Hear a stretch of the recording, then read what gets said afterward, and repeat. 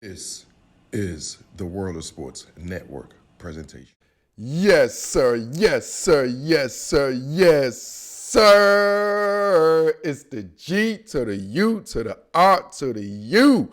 And welcome to Monday Morning Football with the Guru, episode 11, NFL Week 11 edition, man. And what we got on tap today on this awesome show, man. I'm super excited. We hit the first game. We're going to talk about the Titans and the Ravens. And then we got to also talk about the Packers and the Colts. You know you guys are sleeping on my Colts, man. And then we got to go to New Orleans and talk about Taysom Hills and the New Orleans Saints. After that, I got to discuss. And then, you know, my weekly rule report, man. I got to talk about Matt Rule and the Carolina Panthers. After that, we go to the land. Do they still call Cleveland the land? Yes, we discuss the Eagles taking on the Cleveland Browns, man. And from that, we go to Duval County with the Pittsburgh Steelers, the undefeated Pittsburgh Steelers taking on the Jacksonville Jags, man. And then from that, we talk about Tua, yes, I can't even pronounce your last name right now, man. We're going to discuss his injury situation. And then from that, we got to talk about Houston Texans. Yes, man, I'm talking about the Houston Texans, and I'm not even going to mention that man, Bill O'Brien, man. And from then on, we got to talk about how about them Cowboys, man. And we finished it all up with the Sunday night classic, man, between the Raiders and the Chiefs, man. This is Monday Morning Football with the Guru. Cue the intro. Sir, yes, sir, yes, sir, yes, sir. It's the G to the U to the R to the U.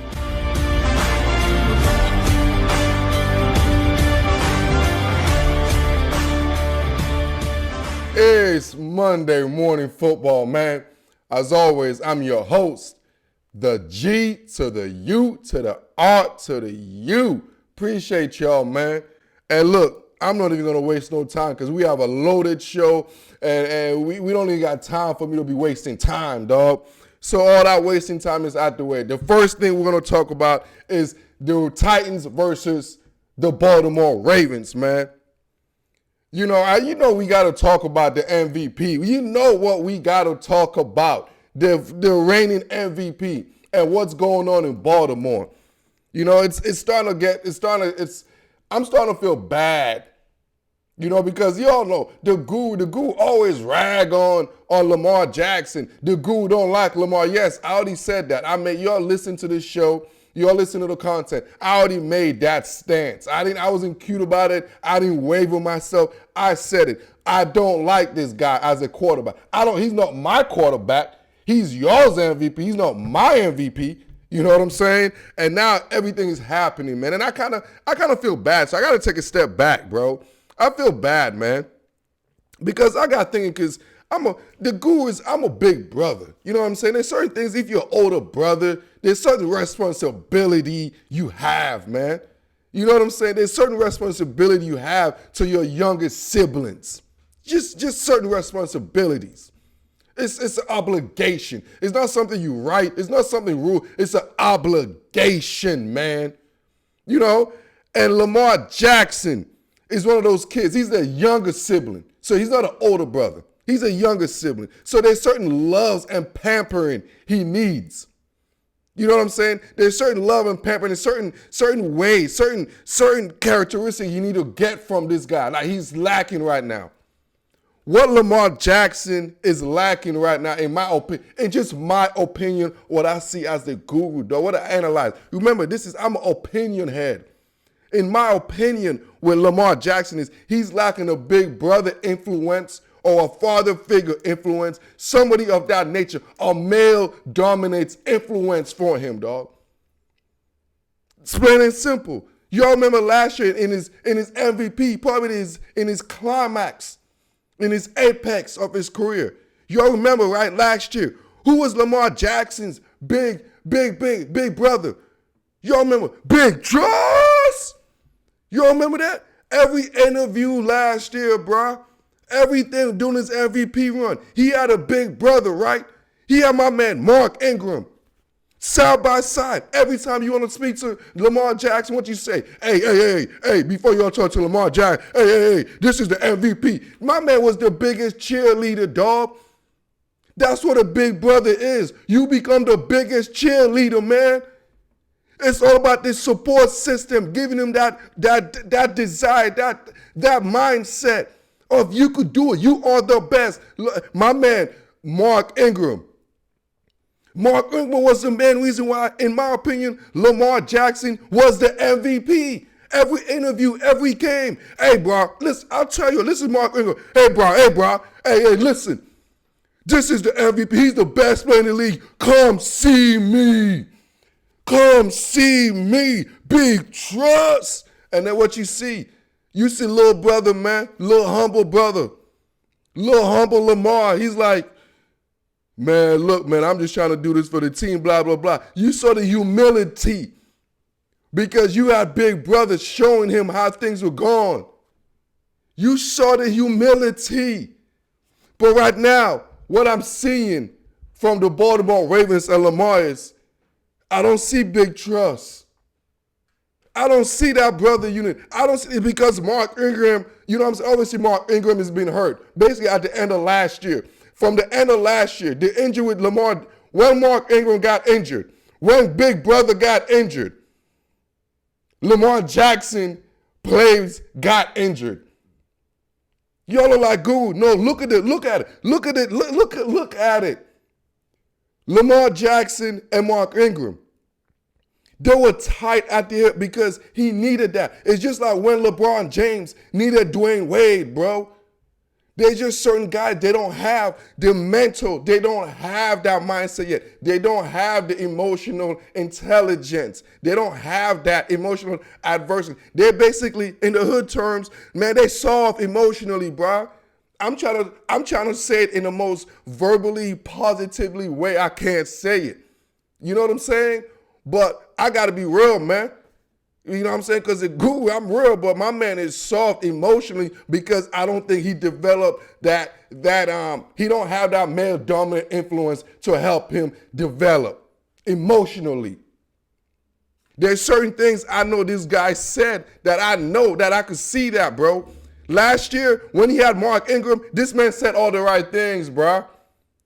You know what I'm saying? Because Big Brother will let you, hey, if you say the wrong thing, Big Brother will gonna check you, homie. He's going to check you. Big Brother ain't around right now. He ain't around. He banged up. He doing something else or whatever, man. He trying to figure his own life out. You know what I'm saying? So now little brother got to figure things out in a sense because Big Brother got to figure things out, man. And now little brother is stepping around, he's stepping on the wrong ways, dog. My man said some emotional stuff, man, that I know my man got some KD in him. Emotional weakness, dog. When they lost to the Kansas City Chiefs, as my superstar quarterback, you ain't never gonna say this out your mouth. As the MVP talking about, they got my cards, man. Bro, I'm an alpha dominated male, dog. And if I'm a leader of an organization, you never talk about, hey, man, they got my cards, dog. This Kansas City Chiefs just got my... Don't tell me that, because subconsciously, you believe that. If you believe that, that means you believe you can't beat that. You can't overcome that obstacle. I don't want to hear that, Lamar. And then other weeks, I'm hearing you talking about, oh, I'm mad. You know what? The only thing I'm hearing is you talking. You talking. Are you like RG3 now, dog? RG3 now, he's becoming your big brother. I need my man Mark Ingram, big trust, who got you and elevate you to be the best that you could be. He maximized your potential, bro. Right now, man, I ain't saying, yes, I could talk about, oh, yeah, he can't throw, his mechanic. Oh, I could talk about all that. Oh, yeah, we know that. We know his deficiencies. Everybody knows his deficiencies, all right? I pointed that out plenty of time. But it ain't about that. Now it's about his confidence, dog. This is why I'm feeling a little bit bad now, bro.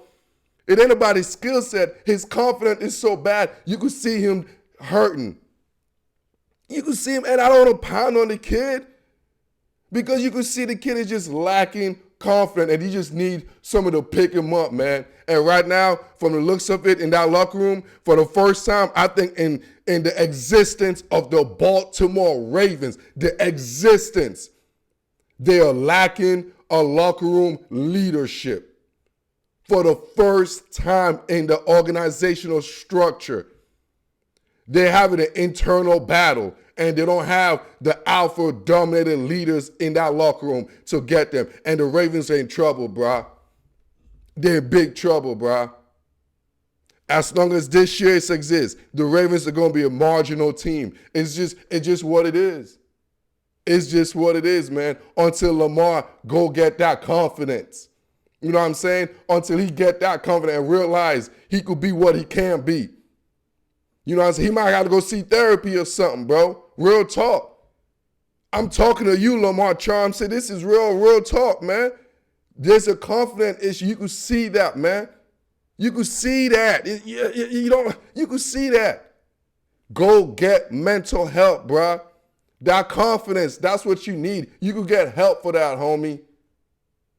You could get help for that. Yeah, bro. Like, I just feel bad for the kid, man. I don't even want to bash on Lamar no more, dog. For real. It's a confident thing, man. It's like Ben Simmons trying to shoot 3-pointers, man. You know what I'm saying? I don't hear big trust. That's what I need to hear, man. Instead of no trust. Speaking of no trust, let's go to Naptown. Well, let me talk about Aaron Rodgers, who, you know me, yes, y'all like, Guru, man, that's why you love week 11, because you got to rag all on your quarterbacks you hate, and you got to talk about how great you are, because all your quarterbacks you hate stunk it up. They stunk it up. Hey, cheesehead, man, look. I'm going to keep saying this again, dude. Like, Aaron Rodgers irks me, man. He just irks the crap out of me, dude. I don't think I've ever seen a guy that has this much talent. You know what I'm saying? It's like, you know what? Aaron Rodgers, honestly, he's a Jay Cutler, bro. And he gets a pass more than Jay Cutler gets a pass. And it irks me, dude, because this dude is... Oh my goodness, bro. I don't even know what to say, man. I don't even know what to say, dog. I've never seen a guy in a leadership position that's lacking leadership. You know, like in like a job, when you got a qualification for a job, you know, you gotta have a college degree for this and that. You know what I'm saying? Aaron Rodgers got this job based on who he knows and not what he knows. Like, he has no leadership at all in a leadership position, bro. And I just hate his mannerisms, and that just irks me, dude. When things are going wrong for the Green Bay Packers, that's why you don't see this team come back. That's why they're not a comeback team, because this dude can't galvanize his team. Those guys don't play for him, dog. They don't play. There's some dudes, they're just infusers of confidence, dude. You know what I'm saying? There's just some guys that just influence other guys and just get them better, dog. They're just some guys that just, put it like this. Tom Brady stepped on the Tampa Bay Buccaneers and everybody played instantly got better, bro. Everybody played instantly got better, dog. You put anybody on the roster in Seattle, dog, offensively, their play will get better. Everybody will get better because of Russell Wilson, dog. But this dude, Aaron Rodgers, dog, I saw the dude fumble. His receiver made a mistake. This dude snapped his chin strap, and he got that little female tendencies of rolling his eyes, and that just irks me, dog. It's like this dude just don't know. I don't like his adversity tolerance. I think he's very limited at that, dog. I despise that about Aaron Rodgers, man. It's like you see his team struggling. You see other quarterbacks, bro. You go on the sideline.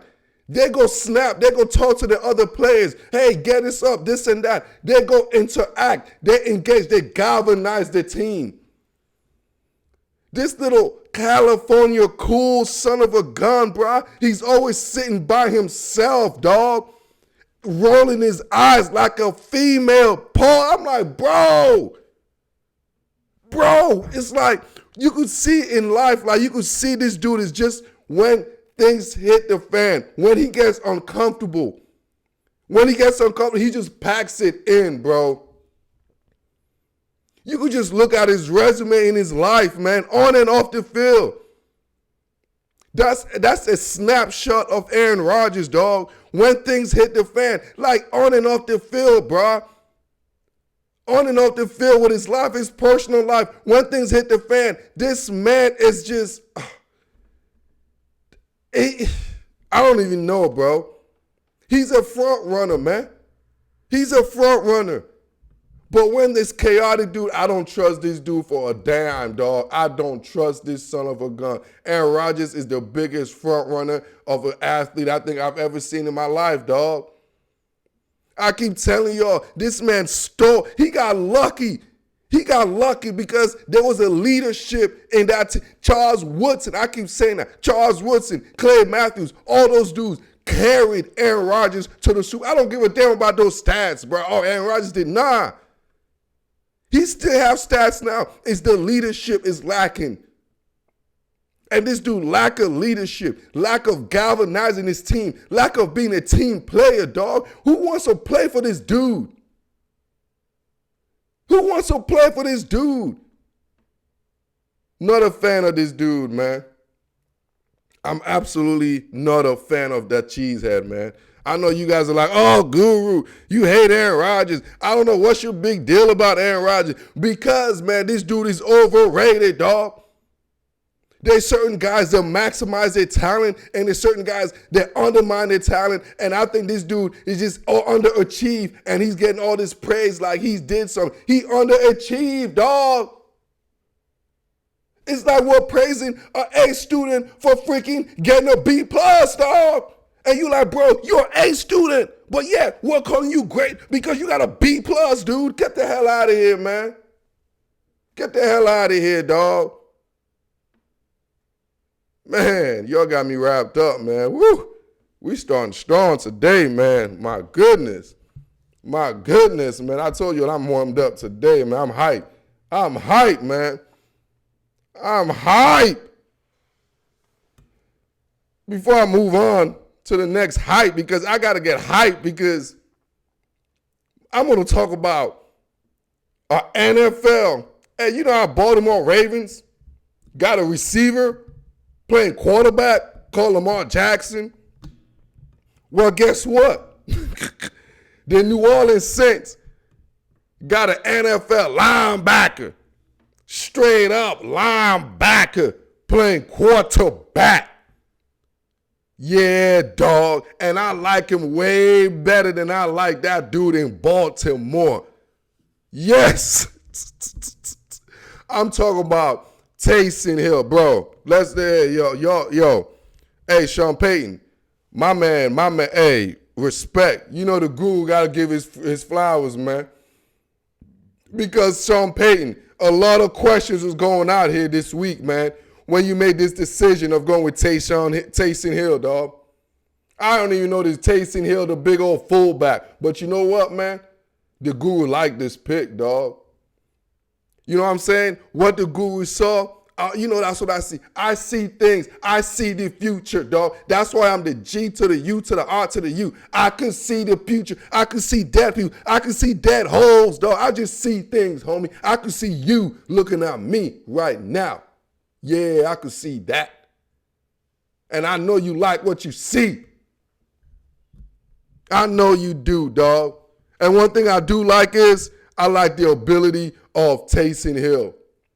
I like his ability and his agility, and I love the marriage with Sean Payton, dog. And this is the perfect marriage. Like I keep telling y'all, dog, it's like mother freaking fruit punch meeting the Guru, dog. It's like me sipping on that fruit punch Gatorade, dog. It's when you're thirsty and you drinking fruit punch. It's the best thing in heaven, dog. It's the best thing in heaven. And that's Taysom Hill playing quarterback in the NFC South because we already saw the blueprint for it. And I keep telling y'all, man. And the blueprint was Cam Mother effing Newton in Carolina Panthers, dog. I'm talking about we got a scrambling quarterback. Let me tell you all about the NFC South right now, the way it's set up, the landscape. The landscape is built on speed.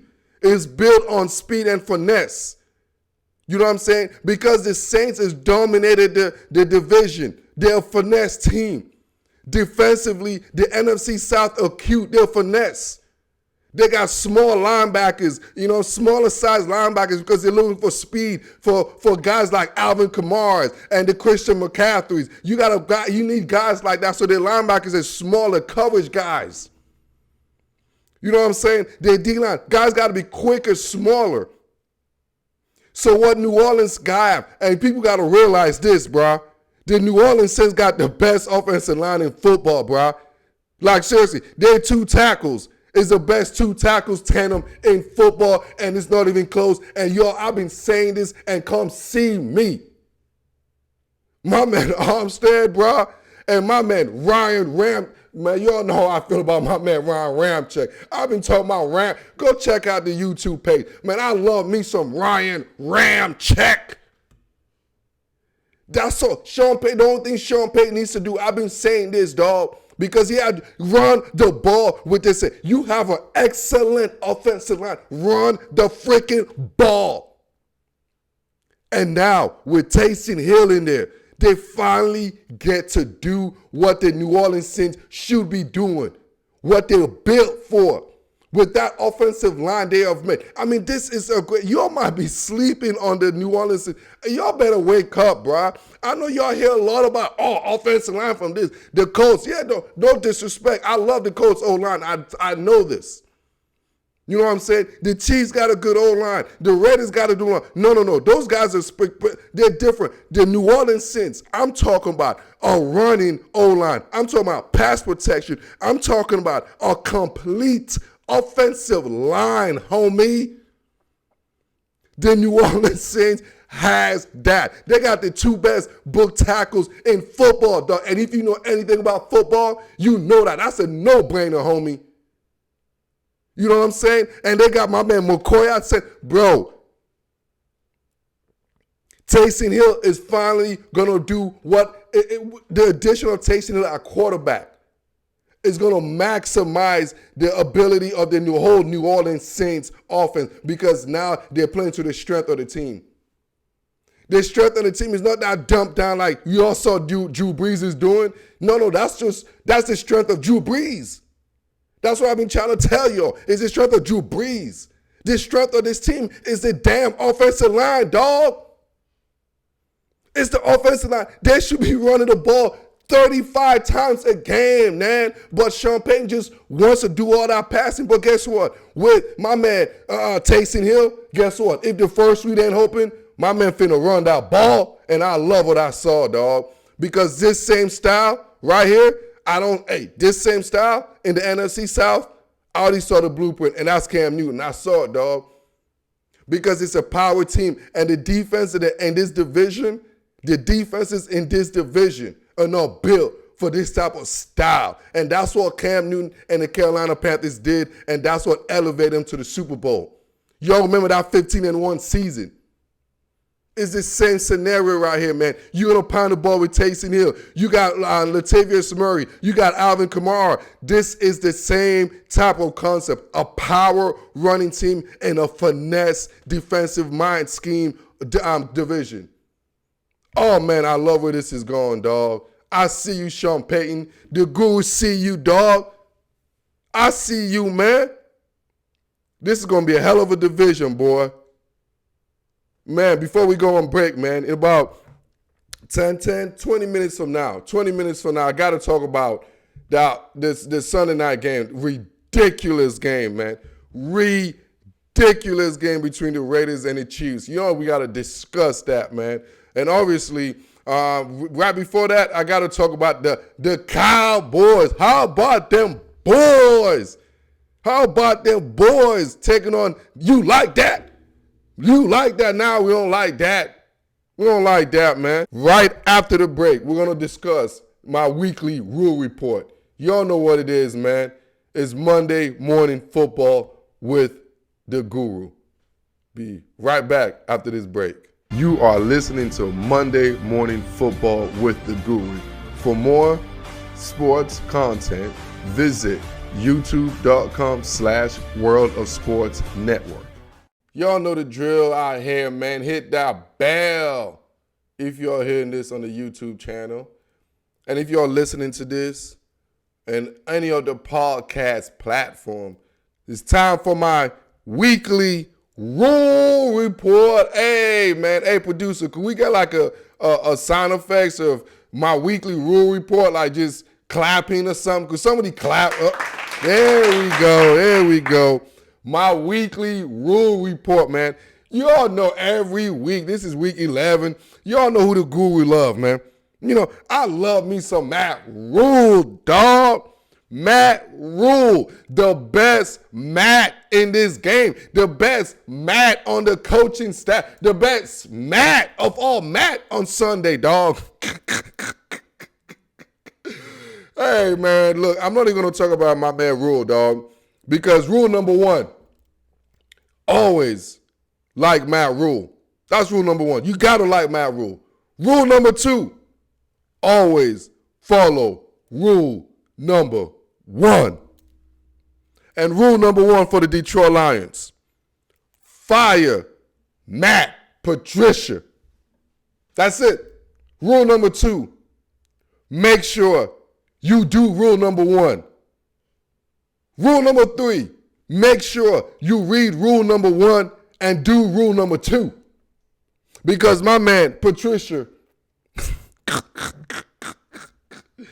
hey, man, look, bro. I mean, we all know he got to go, right? This guy's, this is his third season, whatever it is. He's in the middle of his third season with a 13-27 overall record, with a 32% winning record, dude. I mean, this dude played against the Carolina Panthers with a backup quarterback. Yes, a backup quarterback, an undrafted rookie backup quarterback that was playing in another league a season ago. That got P.J. Walker, a 5'9", 5'10" guy, against Matt Patricia, a so-called defensive genius. The reason why they hired him is because of his defensive expertise. Got straight up mollywopped. When you talk about coaching, this was, when you talk about why you need to get fired, you remember when Dan Quinn got fired? He got fired because he lost to my man Matt Rule. That's what it was. My man Matt Patricia got out-coached, outclassed by a dude that's coaching his 11th week in the NFL, his 10th NFL game, dog. My man has been with Bill Belichick, the greatest defensive mind. He's been part of a team that won Super Bowls. Now he's a head coach, and he's getting outclassed, outcoached by a guy who coached at Temple. That guy who coached at Baylor. A guy that didn't even coach at the highest level of institution, dog. I mean, you getting outclassed. What more evidence do you need to know that, hey, this is not working out, dog? Look at other coaches. You can see this is not working out. Detroit Lions. If you guys don't get rid of Matt Patricia at the end of the season, bro, because now it's all about respect. Now it's all about, you know what? Yes, I get the etiquette. You don't want to fire him right now. Yeah, whatever. But Detroit Lions, bro. Bob Quinn, Matt Patricia, please, y'all, they gotta go, man. Like, y'all know the goo. Y'all know I love me some Detroit. Y'all know I love some Lions, man. But there's just something we got to be real about, man. We just know there's certain things that's not working out, man. There's just certain things that's not working out, bro. Matt Patricia is not working out in Detroit. Detroit is just getting bad. They're getting bad, bro. I don't care. Look, oh yeah, I take that back. So what? 6-10 first season, right? And 3-12 next season. And this year they're 4-7. So yes, it looks like technically they are doing better than they did last year. But let's just be real, man. Hey, cut the umbilical cord, man. Cut the umbilical cord, man. It's time to go, man. I don't see Matt Patricia lasting in Detroit, bro. I really don't at the end of this year. Transition to another guy that I don't even know why he's still lasting as the starting quarterback, as the Philadelphia Eagles. I want to talk about Carson Wentz. I mean, it pains me, like, what happened to this guy, man? You know what I'm saying? Like, this dude kind of remind me of, like, you ever think about that one, like, Carson Wentz's career remind me of like an artist, like a musician, like a music artist that makes that one hit. You know what I'm saying? We call them a one-hit wonders. You know what I'm saying? Like a guy that just make a song is like, but you don't even know the name of the guy that made the song, but you just remember this song. You're like, oh man, what's the name of the guy again that made that song? That's Carson Wentz, dude. Like he's like, you remember what's the name of that guy that used to be good? Like, at one point he was about to be good and that's Carson Wentz. Now he's a bum. Yeah. He's a bum, man. You know that guy that made one song, but he tried to make an album. You like, man, what in the dog. You can think about all the one night, all the music artists, right? All of them. Carson Wentz, dog. It's a one-hit wonder, dog. That's all he is, man. We have seen the apex. We have seen Carson Wentz. We have seen the best of him, dog. We have seen the best of Carson Wentz, man. This guy looked like a JV. Like he degressing, man. It's like buying a car, dog. As soon as you pull out the parking lot, man, the value, it devalue, dog. Deteriorate just like that, man. Carson Wentz, dog, value just dropped just like that, homie. From a nice, new, expensive car. You like, yeah. But as soon as you sign that papers and you got the keys and you start the car and you press reverse, boom. That whole new car, man, just lost the hell out that value, dog. Man, the Eagles, Carson Wentz look good, dog. He looks smooth in the display, dog. You like, man, 6'5", big arm. Oh, yeah, he looks the part. He looks the part, man. And then as soon as you buy that car, you press reverse. You like, oh, damn, this is the best I'm going to ever see of that car. Yes, that's cause the best you ever going to have that car is when you actually see it at the dealership. That's the best your vehicle is ever going to be. Carson Wentz is a one-hit wonder / a vehicle in the trade show, whatever, dog. Once you get in it and you put that one-hit wonder song in there, and you press reverse, you all know what it is, dog. That is the end of the excitement. The thrill is gone, homie. And the Philadelphia Eagles got to make a choice in the future, dog. Because we already saw some of the choice. We know the choice they made. Now they just got to have the testicular fortitude and make the choice they already hinted they're going to make, dog. You drafted Jalen Hurts in the second round, Slim. Y'all didn't draft him just to be chilling, dog. And the way Carson Wentz is going, don't be surprised if you start seeing Jalen Hurts take a little bit more snap They might call it the Jalen Hurts package. Don't be shocked if you start seeing the Jalen Hurts package. Because there's certain things that's just, sometimes the music just runs out, dog. But you know what don't run out? That Pittsburgh Steelers, Big Ben and company, the best team in all of football.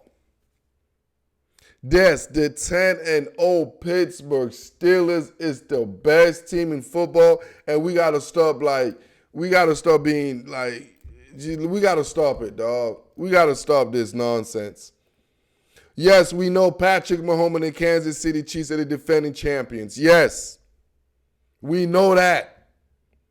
We know Kansas City Chiefs, dog. Patrick Mahomes is the best player in the universe. We know this.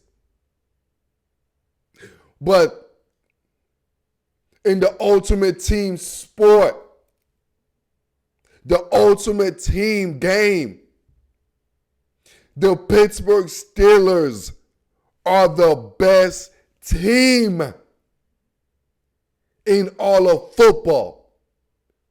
And it's time we see that. You know me, I'm not about no stats. I'm not about to just give y'all a bunch of. I'm not about that. I'm about the eye test, dude. I'm about the film, dog. The eye on the sky don't lie. That's what I grew up in, man. I grew up in analytics and numbers and all that. I grew up in the film room, dog. You turn the lights off and boom, you press the film. And what I see on film, dog, I see a team that could do everything you need to do, dog. Offensively, defensively, special team, they have everything, dog. It's what you call the recipe for success. In this time of pandemic, in this whatever situation, they have recipe for success. They got leadership. They got coaching staff. They got front office. They got players. They got young athletes. They got youth. They got experience. Bro, I'm talking about you list everything you need to make a 5-course meal. You know what I'm saying? When you have a grocery list. When they're talking about you get a pint of butter. They're talking about you get a tablespoon and you get a quart. All that stuff you need. The Pittsburgh Steelers have it. You talking about an offensive line. What they say, you need an offensive line to have a great team. Checkmate. We picked that off already. They're part of the grocery cart. We need a quarterback or not. We got one for you. We got a one that's already won a Super Bowl. Yes, check. Got that. An OG. We need receivers. Oh man, did I say I'm Pittsburgh Steelers? Oh, that's normal. We ooze receivers. We need an effective running game. Come on, man. We're Pittsburgh Steelers. With this type of offense, with the skill players they have, they don't need a dominant running game. They just need an effective running game. On the other side of the ball, the best defensive team in football. Those guys get sacks. Every week I see Pittsburgh, dog. I don't remember. They just get sacks. They get turnovers. I'm telling you what the film shows, dog. It's like, let's don't overthink there's certain things you don't need to overthink, bro. You got a franchise quarterback that's a Hall of Famer that still got it. You got young, fresh leg at the skill positions. You got a defense that's dominated, that like to sack quarterbacks and get turnovers. You got a coach that's a well-prepared Hall of Fame coach. You got a roster that's well put together. What are we thinking about? Like what more do you need to think about? The guru is going out here and telling y'all right now in week 11 of Monday Morning Football, before I go on break, the Pittsburgh Steelers are going to win the AFC and they're going to the Super Bowl. It's a no-brainer. It's a simple equation. When you want to make a 5-course meal, you need ingredients. When you want to go to the Super Bowl, you got to have certain ingredients. The Pittsburgh Steelers have all the ingredients to go to the Super Bowl. And with that, I'll be back after a 10-second station identification. You are listening to Monday Morning Football with the Guru. For more sports content, visit youtube.com/World of Sports Network. Wherever you're listening to this, if you're on a podcast platform, you'll go ahead and give us a ratings. Go ahead, whichever platform you're doing, that also elevate us, as well as the YouTube. If you're on the YouTube, hit that subscribe, that bell. You guys know the drill, man. I ain't got to, well, I do got to, because some people don't listen, you know? So I got to repeat myself. So I want to talk about Tua, man, and the Dolphins a little bit, man. And obviously, he had a horrible game, you know? It was kind of funny because a couple weeks after his second game, I believe, they interviewed Tua after the post-game presser. Tua was saying to the local reporters, he was like, man, he's like, man, I thought the NFL was going to be way harder than this. Yeah, I remember he said something like that, man. And I was just thinking in my head, I'm like, uh-oh. I hope this don't go nationwide. I hope nobody heard this. But one thing about the league, one thing about sports, the thing is funny how information travel fast in locker rooms. Like you could be anywhere and know what's going on. If you're in what's going on in any other locker room, though, it's just weird how that plays out. But Tua got his welcome to the NFL moment. Welcome to the NFL game against the Denver Broncos and Vic Fangio, right? And one thing is I see about Tua and the Miami Dolphins that's a concern for me, and was a concern in the whole draft prospect, was obviously his injury concern. And he didn't finish this game. What I see in Tua is a guy that's, because of his injuries, his body mechanics, his body mass index, whatever the situation, lucky or unlucky, I don't see a guy that's going to be a 16-game starting quarterback and season guy. You know, I think he's one of those guys is, you know, even Michael Vick, he never finished a 16 game. He's one of those guys that's going to play 12, 13 games. He's going to get a bump, bruise here. He's going to miss a week here, week 2 here. He's just going to be that type of guy. That's just the way he's built. You know, just like Pittsburgh Steelers, Big Ben in the latter part of his career. Big Ben get banged up, man. You know what I'm saying? Big Ben missed 5 games here, 4 games here, 2 games here. But so the Miami Dolphins, as the way they're structured, you know, right now they have it because they have a Ryan Fitzpatrick. But because I'm a concern of the health of Tua, and I don't believe he's going to be a 16-game type of quarterback. I don't think he's going to be that type of dependable. Frankly, my biggest comparison when he was coming out, when people talk about generational talent, I thought he was Sam Bradford. You know what I'm saying? I thought he's a Sam Bradford. I think Sam Bradford is one of the most accurate quarterbacks. He throws a beautiful ball, things of that nature. But yeah, Tua might be a little bit more athletic. Yeah, he looks better. You know what I'm saying? He's easy on the eyes. He speaks more, and he's more relatable. So whatever, he has a better story or whatnot. But as far as his availability and all that, to me, I think he's more of a Sam Bradford than a so-called generational talent guy, man. You know, Sam Bradford we all know what Sam Bradford was. Sam Bradford, when healthy, he was a very good quarterback. A very, very good quarterback, man. You know, and Tua right now, in my opinion, is going to be one of those guys. When he's healthy, he's going to be a very good quarterback. Accurate, things of that nature. But unfortunately, his body mass and what I see for myself, I don't think he's going to be one of those type of guys that's going to be a 16-game a season guy, man.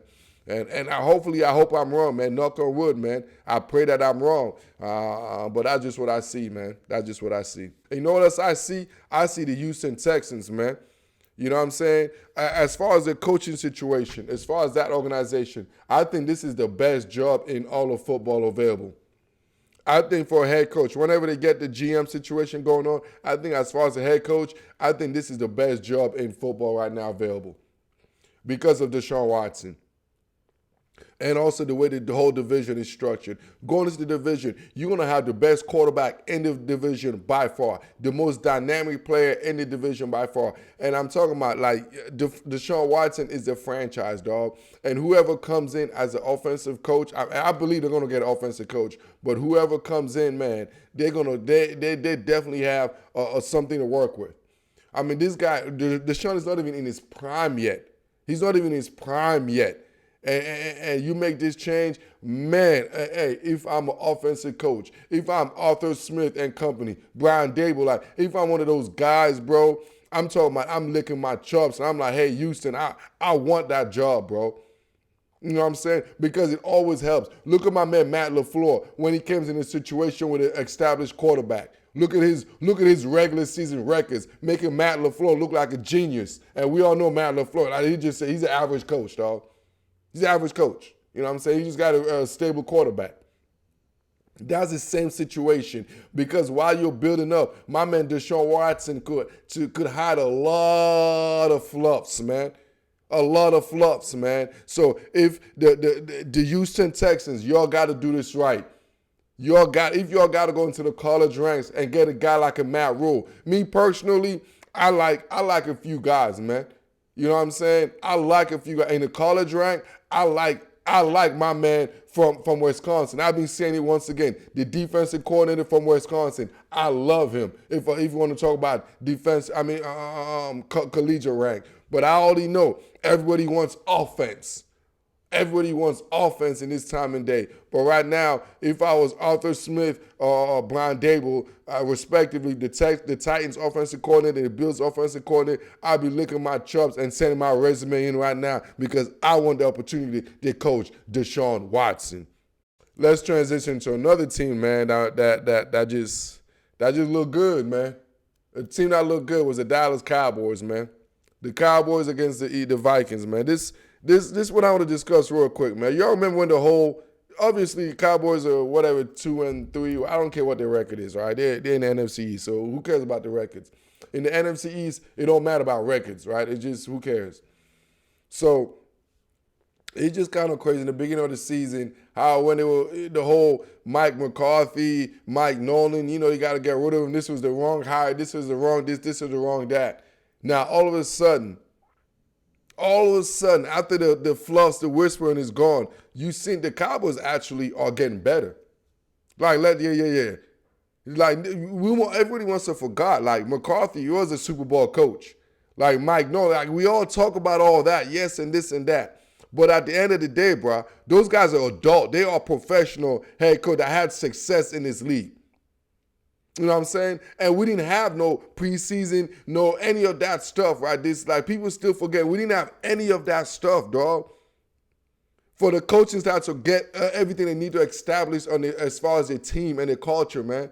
The Cowboys, they started rocky, dog. I ain't gonna lie. They were like, oh my, it was turbulence. It's like when the flight gets up in the first 5 minutes, you're like, oh, wait, we're hitting turbulence. You're like, oh, snap.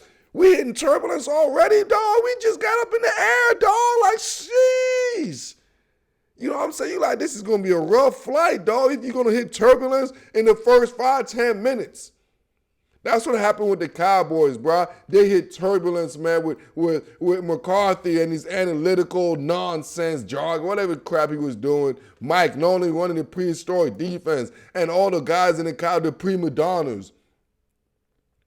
All that shenanigan that was going on. But right now, guess what? This is looking a little bit stable, right? You know what I'm saying? The plane is taking off. It's not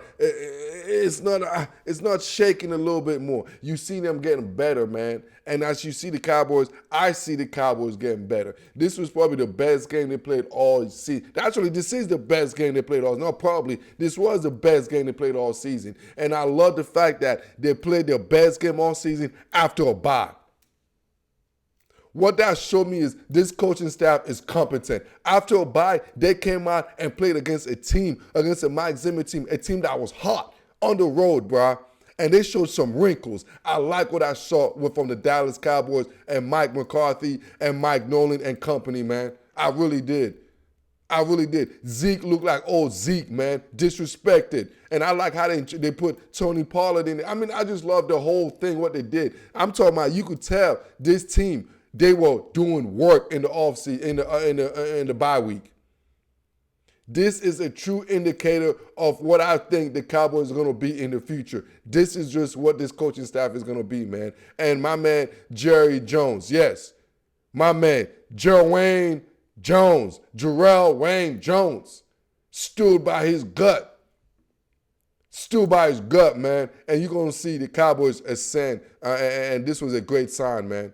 We got to finish it up with the Sunday night matchup between the Chiefs and the Raiders, dog.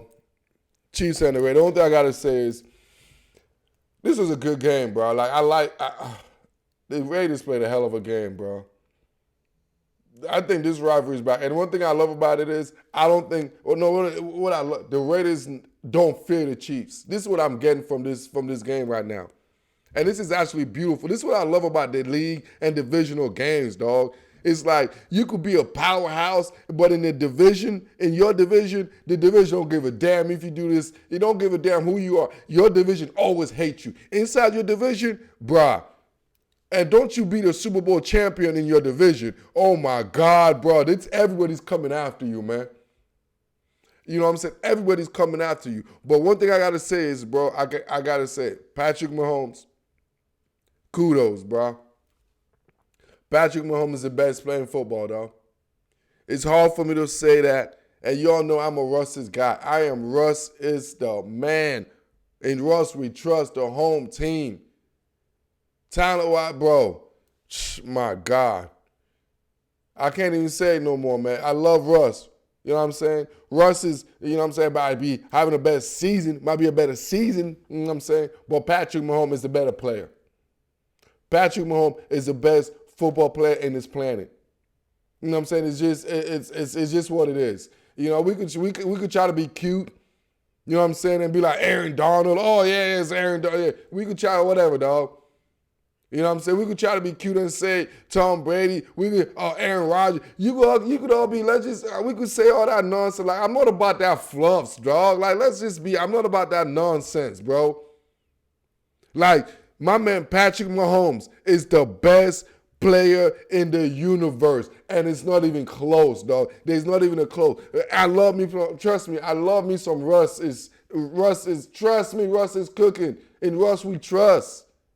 He might be the second best player in the world, but Patrick Mahomes, it's like LeBron James and Kevin Durant, dog. We all know KD's excellent. That's Russ. Russ is KD's excellent. We can do everything, blah, blah, blah. But at the end of the day, King James, the man, the king, we all know is the best player in the league. And it ain't even close. There are close contenders, but it's not close. I hope you get that. There are close contenders, but it's not even close. Patrick Mahomes and the Kansas City Chiefs. I'm not saying they're the best team. No. That's the Pittsburgh Steelers. The Pittsburgh Steelers are the best team in the NFL. But the Kansas City Chiefs has the best player. Unlike basketball, the best player don't make you the best team in football. But hell, it sure helps you have a great team to have a great player, though. I'll tell you that. You know who else is a great team before we conclude this? Is you guys. You guys right there, the great team right here, man. You know what I'm saying? I'm the great player, but without the team for y'all to help by y'all subscribing and hitting that bell and do what y'all need to do, I won't and we all won't win that big prize of being you know what. So this concludes Monday morning football with the Guru, episode 11, NFL Week 11 edition, man. Y'all know the drill. Like this, love this, share this, and I am out.